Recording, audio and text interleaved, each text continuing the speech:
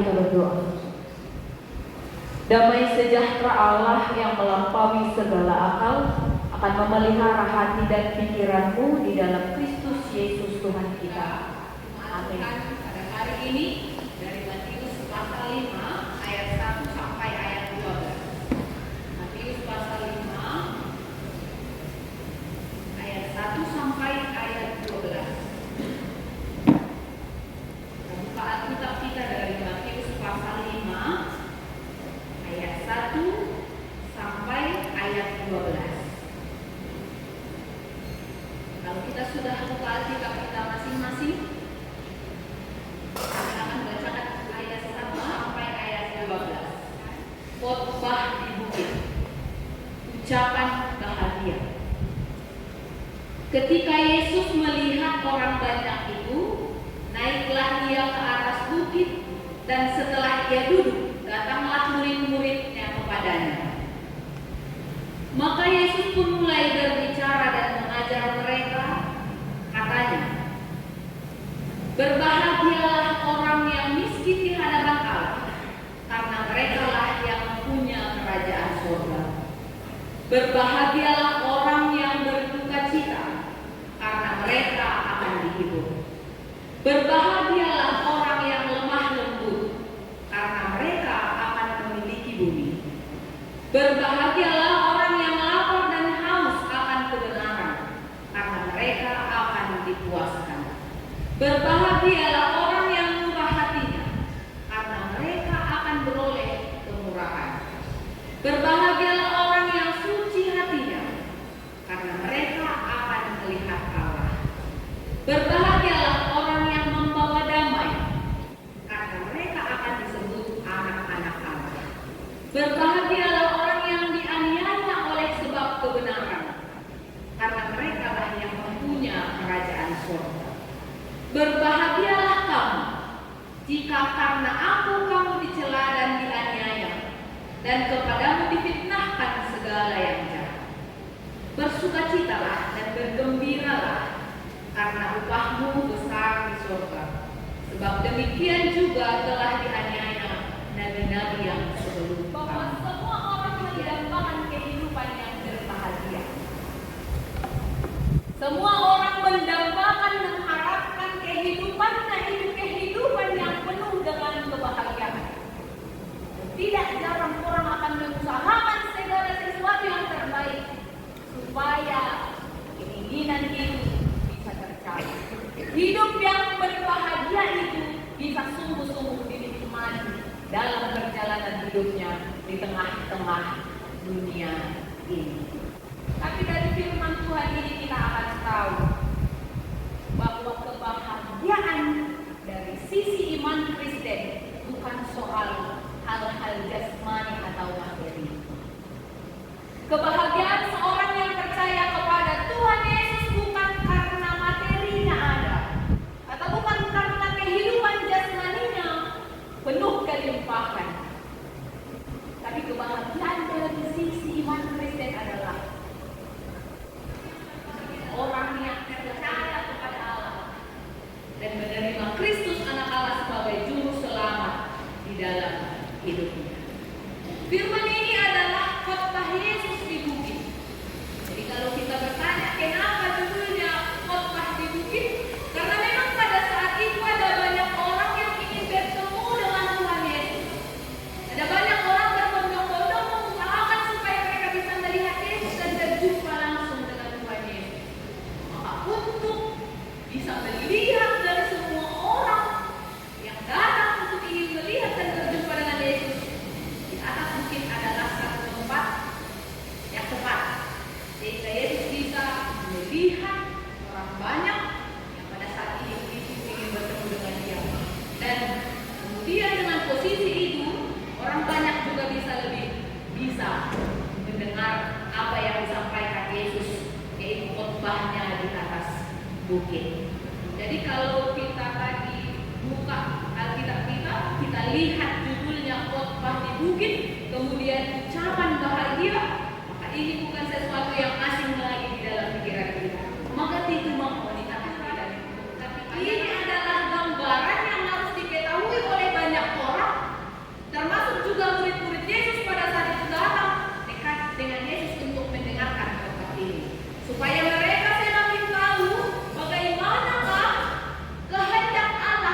kehidupan manusia. Bagaimanakah manusia menurut kehendak Allah? Maka dari ucapan bahagia inilah kita akan mengetahui semuanya ini. Dari ayat 1 sampai ayat 11 ada 9 kali. Kira kita mau pasti rumah di rumah kira ada 9 kali dipakai kata berbahagialah. Bukan di bahasa Islam Tuhan dari Indonesia. Tapi yang disebut miskin di sini adalah miskin terhadap perasaan bangga bahwa sebenarnya di hadapan Allah dia tidak punya apa-apa. Miskin dalam arti Yona emang perasaan tidak punya apa-apa yang bisa dibanggakan di hadapan Allah untuk menyenangkan Allah, sebab dia memahami hidupnya hanya karena pemberian Allah. Orang yang merasakan yang demikian lah yang disebut di sini yang akan berbahagia karena mereka akan mempunyai kerajaan Allah. Orang yang mengaku bahwa hidupnya tidak berdaya dan hanya berserah sepenuhnya hanya kepada Tuhan, orang-orang demikianlah yang beroleh kerajaan Allah. Nah, itu yang pertama. Jadi sekali-kali besok miskin itu bukan karena kita tidak punya uang atau materi, tapi karena kita merasa Allah bukan karena kebaikan Tuhan kita tidak datang hari ini dan kita tidak ada di sini.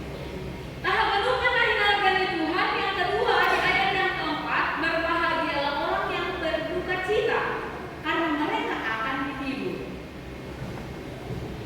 Kita pikirkan dalam hidup ini banyak yang bikin berduka cita. Bahkan terutama paling usul kata itu. Lalu mau berbahagia sopni Yesus berbahagia tak ada dari bahagia. Banyak hal dalam hidup yang membuat kamu kemudian berduka cita harus syukur. Tapi perasaan berduka cita yang dimaksud di sini bukan karena kehilangan materi, kehilangan hal-hal jasmani. Tapi yang berduka cita di sini yang disebut adalah orang-orang yang karena dosanya dia seorang kita mundur tahalan dosa tai dan roki tahu lobe-lobe ini dari bataman soli dosa air. Orang-orang yang demikianlah yang dimaksud Yesus yang akan berbahagia. Sebab apa? Penghiburan dari Tuhan akan dia terima. Penghiburan yang dimaksud tentu di sini adalah pengampunan dosa dari Tuhan. Kemudian dikatakan berbahagialah orang yang lapar dan haus akan kebenaran karena mereka akan dipuaskan. Mari kita lihat ayatnya. Orang yang lapar dan haus. Lapar dan haus di sini bukan soal kebutuhan perut makan dan minum. Tapi lapar dan haus yang dimaksud Yesus di sini adalah haus dan lapar akan kebenaran firman Tuhan.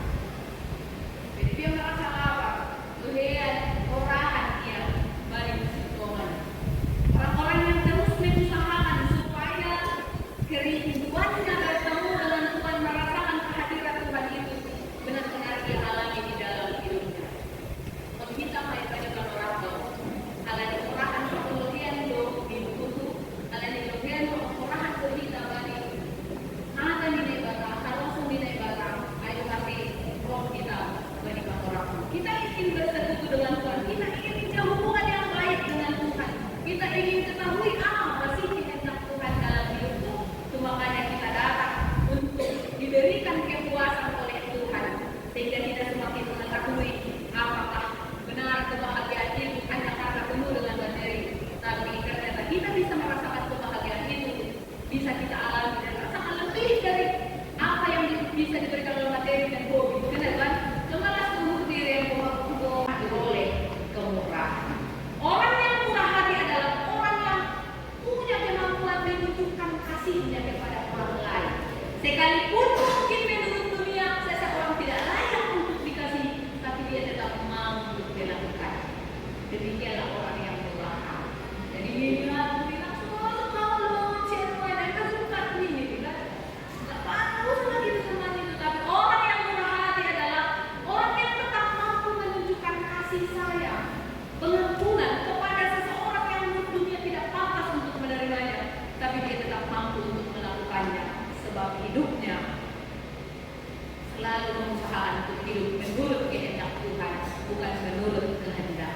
dunia atau kehendak manusia. Inilah juga yang menjadi gambaran sifat Allah yang begitu bermurah hati kepada kita manusia yang berdosa. Dia memang dosa kita, tapi karena Tuhan adalah Tuhan yang penuh kasih, murah hati, pengampun bagi kita, itu yang membuat kita tetap berani datang ke gereja, datang ke hadapan Allah. Karena kita tahu kenal betul bahwa Tuhan kita adalah Tuhan yang sangat bermurah hati kepada kita yang percaya kepada-Nya. Mari kita lihat. Berbahagialah orang yang suci hatinya, karena mereka akan melihat Allah. Orang yang suci hatinya adalah orang yang tulus. Bahasa sederhananya tidak suka neko-neko, jujur sedikit kan. Itu aja ya. Sehingga bodoh pala dan sandiwara, lasai pala bodoh dalam arti melakukan sesuatu atas motivasi yang salah. Yang tidak tahu apa yang baik, apa yang benar, itu saja yang dia lakukan. Jadi salina adalah sederhananya, tidak suka neko-neko orangnya. Tulus dan sanggup siupai. Kenapa? Yang tulus itu memang dia datang dari hati yang murni untuk melakukan sesuatu yang menjadi kehendak Allah. Dan orang-orang yang murni hatinya, yang suci hatinya, yang tulus bersih, yang tidak neko-neko lah, yang disebut di sini oleh Yesus akan melihat Allah. Melihat Allah bahwa damai, karena mereka akan disebut anak-anak Allah. Lawan kata ini bahwa damai apa? Membawa pertinggian. Nah, bukan? Jadi yang disebut Yesus di sini adalah orang yang membawa damai, peacemaker. Tapi Rasul Yesus John bukan sebatas mencintai perdamaian. Yesus pun itu Rasul dalam perdamaian. Rata-rata pasti marosu. Karena mulai marosu pertinggian Rasul. No, tidak ada maksudnya ya. Di mana orang-orang itu suka berdamai, suka perdamaian, kehidupan yang tenang dan terang. Disuruh menaikkan kebahagiaan itu sesuatu yang kita harapkan dan kembangkan sekarang. Maka untuk mencapai kebahagiaan itu, untuk merasakan perasaan bahagia dan disebut Yesus di John Aiman, kita harus benar-benar menjadi pembawa damai di tengah-tengah kehidupan di dunia ini. Lalu pada dalam Tuhan Aiman yang terakhir, Nasubani ayat 10 dokumen orang yang membawa damai dan kemudian orang yang dianiaya oleh kebenaran, mereka layak akan punya kerajaan surga, bahkan harus dipitnah dan dianiaya karena kebenaran itu sendiri. Dia tetap bisa berdiri teguh, tidak goyah di tengah-tengah dunia ini dan bisa tetap mempertahankan imannya kepada Tuhan. Sangat kusunakan. Marpala-pala makhluk jauh nama dia tapi hati. Ada banyak yang dialami oleh orang percaya ketika dia mengusahakan untuk menegakkan kebenaran dan keadilan. Tapi begitu banyak orang juga yang mengusahakan untuk dia merasa semuanya kan teraniaya, tersakiti, difitnah bahkan. Kamu harus difitnah nak. Si tunggu dah tahu, tapi kembali dan cerita. Itu istilah kan, gadung dong diri, nadas penisan mo itu waktu lang. Gadung itu na para sa inyo, lumatulita kami dahil, lumayulak kami dahil. Hal-hal yang begitu. Tapi bagaimana kung tantangan pergumulan persoalan yang dialami oleh orang Kristen, hidup berbahagia, seperti yang dikatakan Yesus, dia akan tetap teguh di dalam iman kepada Allah. Dan dia tetap khotbah bukan sekedar mendorong kita masuk surga, khotbah ini tidak hanya sekedar mendukung kita, ayo masuk surga, bukan. Tapi dari khotbah ini kita diarahkan, diajak, didorong, sekalipun masih hidup di dunia ini, tapi tanda-tanda karakter orang-orang, sifat warga kerajaan Allah itu sudah terlihat mulai sekarang dari diri kita. Jadi langkah saya masuk surga, tapi patuloy kita manigulong na sa pamangkol kita mo karakter, sifat Allah, sifat warga kerajaan Allah itu sudah terlihat di dalam diri kita mulai saat ini, sejak kita hidup di dunia ini, sehingga kita tetap berbahagia di dalam Tuhan, seperti yang menjadi topik mingguan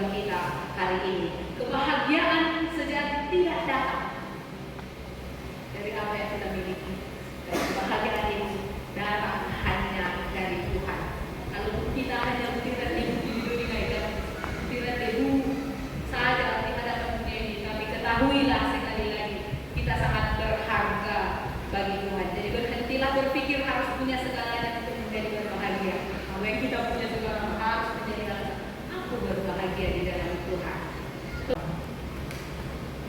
Terima kasih Tuhan, sebab melalui firman Tuhan pada hari ini kami diingatkan bahwa kebahagiaan kami bukan diukur dari seberapa banyak yang kami miliki secara materi, ekonomi di dunia ini. Tapi kebahagiaan kami diukur dari seberapa besar iman kami kepada Tuhan untuk selalu percaya dan berserah bahwa Tuhan selalu mempersiapkan yang terbaik di dalam kehidupan kami. Karena itu Tuhan, ajarlah kami untuk kami bisa merasakan berbahagia yang disebutkan oleh Yesus. Kami bisa hidup menurut kehendak-Mu, sehingga kebahagiaan yang tidak kami terima dari dunia ini kami bisa terima dari Yesus. Dan Tuhan, pada saat ini kami mau berdoa supaya kami akan tetap mengusahakan sepanjang kami hidup di dunia ini, karakter sifat Allah itu terpancar melalui diri kami, sehingga sifat-sifat karakter keluarga kerajaan Allah itu bisa dilihat dari bagaimana kami hidup di dunia ini, bagaimana kami bisa menunjukkan sikap yang terbaik, yang sungguh-sungguh lemah lembut, murah hati, mengasihi dan lain sebagainya, seperti yang Tuhan kehendaki, sehingga kehadiran